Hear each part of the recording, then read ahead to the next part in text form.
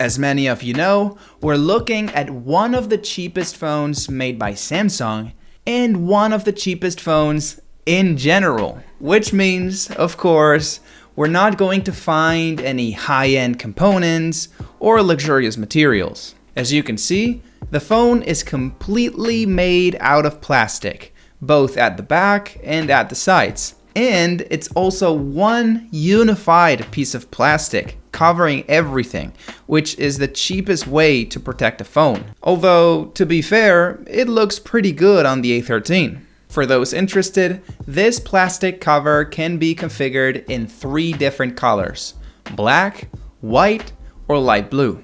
Besides that, the only visible component we can find in the exterior is the camera set, which is probably my favorite part of the design. I really like how they just made a couple holes for the cameras instead of creating a giant block protruding from the back like in most other phones. Some people don't really like the way this phone looks because, as I said, it is very simple, but I don't think that's necessarily a bad thing. It's one of the best looking Samsung phones I've seen in a while. And also, that simple look is the same one we can find on Samsung's most expensive phones.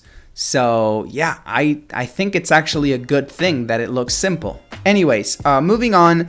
I think a minute ago I told you the back of the phone is made out of plastic. And that's not really 100% correct. This phone is made out of premium plastic that somehow feels better than normal plastic. It's kind of like a mix between glass, plastic, and aluminum. In fact, the first time I took it out of the box and held it in my hands, I genuinely thought it was made out of aluminum.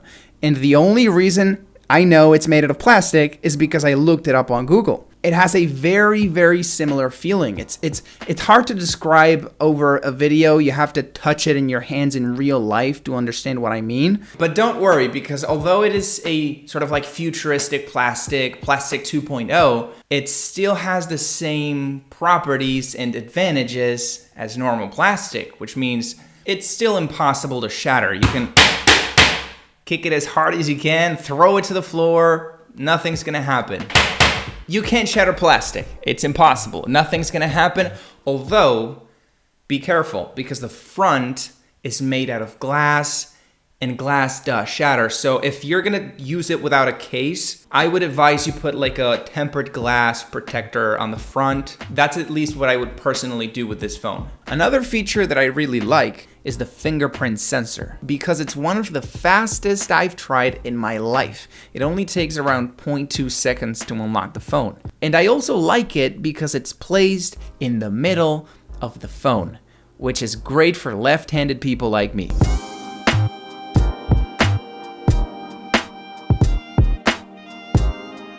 Okay, the next thing I want to talk about is speed and performance, which obviously are going to be a little bit tight. As I said earlier, this is a $150 phone, so please adjust your expectations.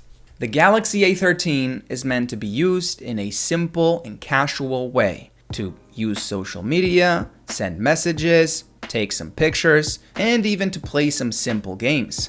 For these types of activities, the phone works incredibly well. And I say this from experience. In all of the time I've been using the phone, doing those simple activities, it's not given me any issues at all, and it's worked 10 out of 10 perfectly fine. But if you want to play the most demanding games available at maximum resolution with ultra graphics, well, obviously, you're going to run into performance issues. As I said, this phone is meant to be used in a simple and casual way. So if you're interested in buying it, maybe you should analyze the way you normally use your current phone. That way, you'll know if you're compatible with the A13, or if you should aim a little higher, pay more money, and get a phone that better fits your needs. Honestly, I believe that 90% of you watching this video are going to be perfectly fine with this phone. As I said, TikTok, YouTube, Instagram, messages, normal apps, even games like Clash of Clans or Clash Royale are going to work fine. Unless you're like a special user that does like special stuff like plays the most demanding games available or edits videos on your phone. Unless you're that type of person, you have nothing to worry about. Now I want to talk about the battery. And all I can say is that this phone has one of the best battery lives I've seen in my life. One of the first days that I had the phone, I decided to download some games and apps to test out the performance. And it took me around 5 hours to finish. 5 hours of continuous use of multiple apps at the same time. And at the end of that day, I decided to check the battery percentage I had left.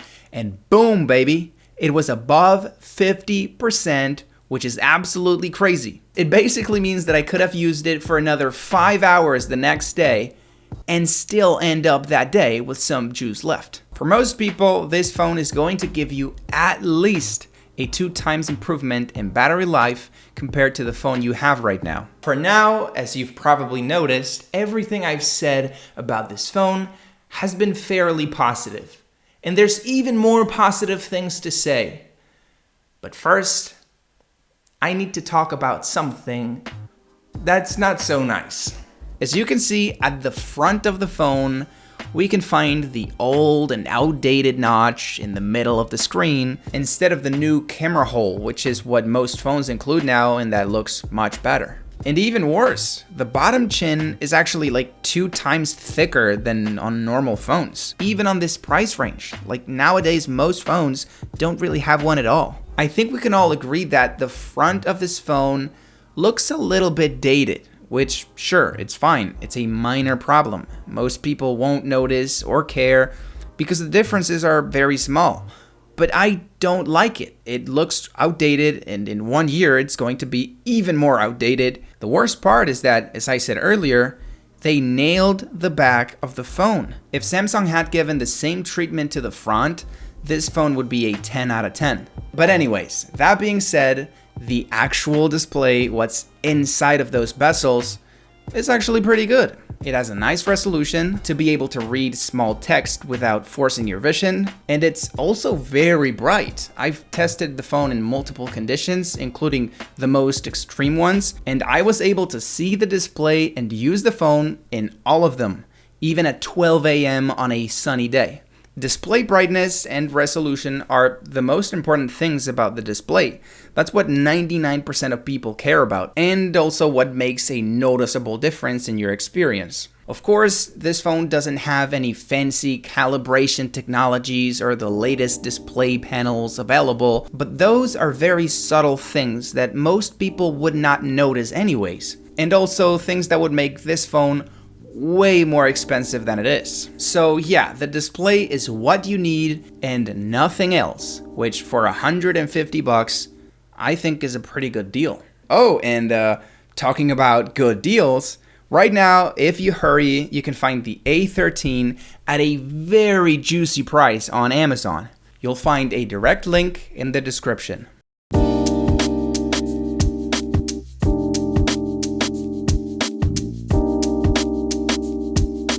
Okay, now it's time to talk about what I'm pretty sure for a lot of you is the most important part of the phone. I'm going to show you pictures, I'm going to show you videos of each one of the cameras on the Galaxy A13.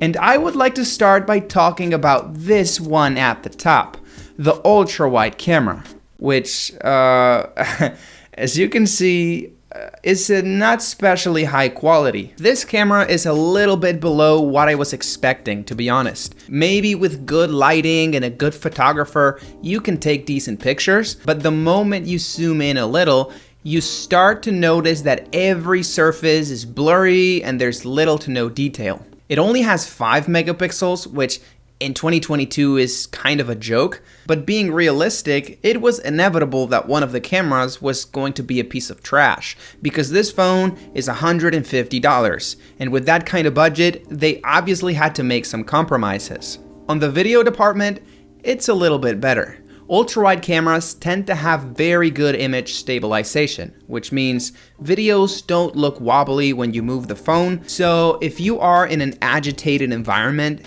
and you want to take a video, this is probably the camera you have to use. Moving on, of course, we have the main lens, which is supposed to be the best one in the phone, and I am very impressed. It not only looks a lot better than the ultrawide, but it looks in general a lot better than it should.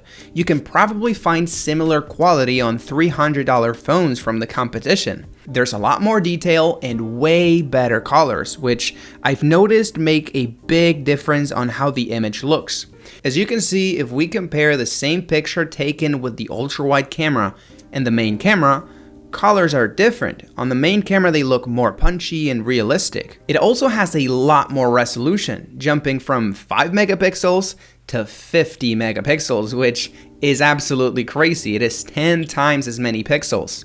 And of course, when you zoom in, you immediately notice there's a lot more detail in the pictures. And to top all of these off, as the cream of the crop, it also has a way bigger sensor, which will let you take good photos even if the lighting conditions are not perfect.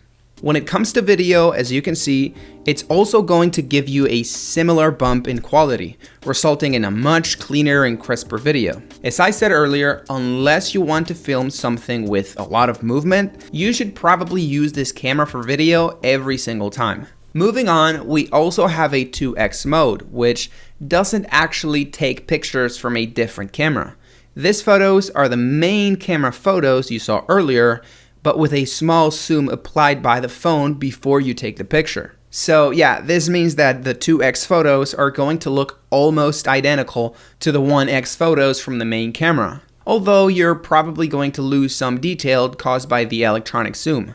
And I'm going to say it one more time, the main lens, it's the best one by far. It's got more megapixels, a bigger sensor, a better sensor, better colors. Even when it's zoomed in on the 2x mode, it's surprisingly good. It's better than most other dedicated zoom lenses of the competition, of course, with similar prices.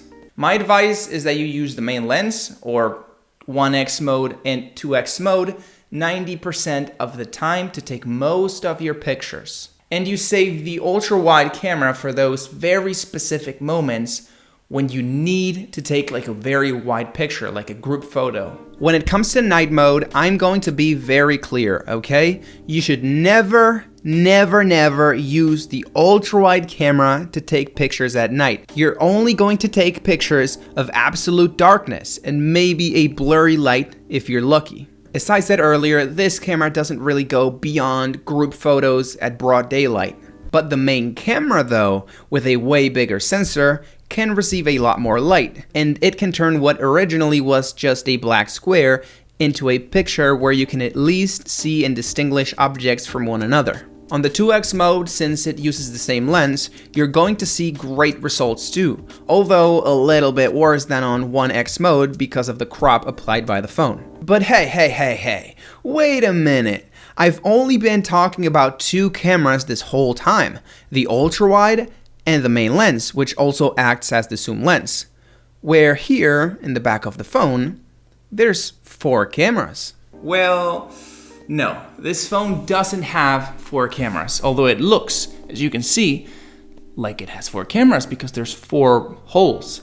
But 2 of those holes are actually complementary sensors to do other stuff. One of them is a 2 megapixel macro lens that can take macro pictures. For those who don't know, macro pictures are pictures where you get the phone very close to the object, so you get a lot of detail. The problem is that this macro camera has very bad quality, so you're probably going to get better results by using the main lens and zooming in. And the other black hole that looks like a camera is a depth sensor that's there to measure distance between objects and your phone. Then it sends all of that information to the other cameras for them to take better pictures. As you can see, when you focus on an object that's close to the camera, what's in the background gets a little blurry, which is what usually happens with professional cameras that have way bigger sensors. This effect is only possible thanks to the depth sensor. And of course, yes, as I said at the beginning of the video, we also have to talk about selfies. I think the overall quality is fine. There's not crazy detail, but lighting is okay and it's 8 megapixels. I actually think the selfie camera is an overall better camera than the ultra wide. I guess because there's a lot of people making TikToks nowadays, so even on budget phones, we're starting to see decent selfie cameras. If you need a phone that gets the job done, a phone that works, and you don't want to spend money on any fancy features that make phones way more expensive than they need to be, this is your phone, the Galaxy A13, which, as I said earlier, has a very juicy price on Amazon. You'll find a direct link in the description.